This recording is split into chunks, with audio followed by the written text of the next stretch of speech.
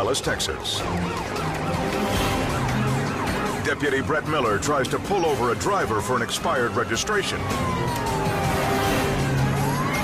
But the man refuses to stop.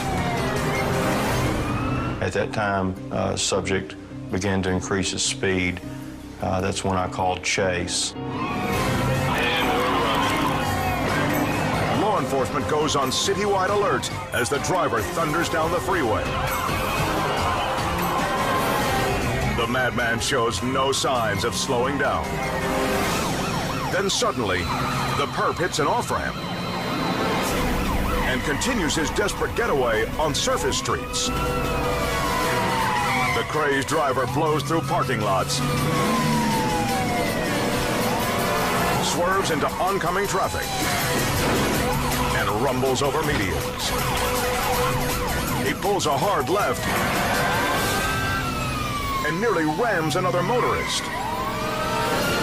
After the close call, officers decide to set a trap with spike strips.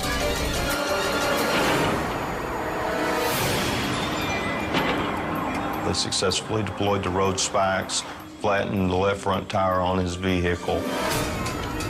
Miller moves in and pulls the suspect from his vehicle.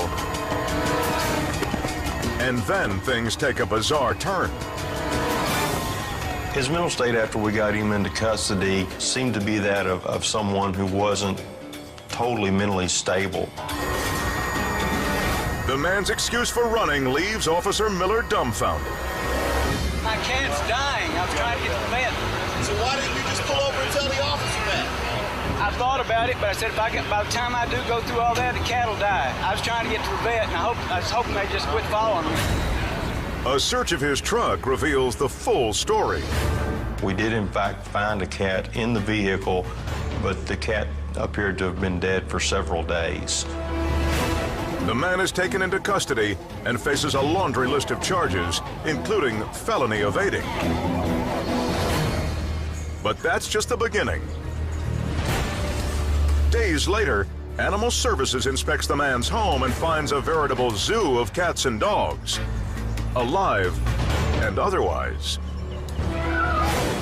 At that house, they discovered dozens of dead animals, some of them in the freezer, some of them piled up in piles in the hallways, some of them even tagged with notes on when and how they died.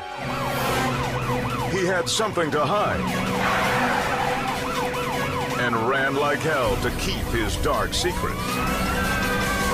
But when cops finally stopped him, he let the cat out of the bag. My cat's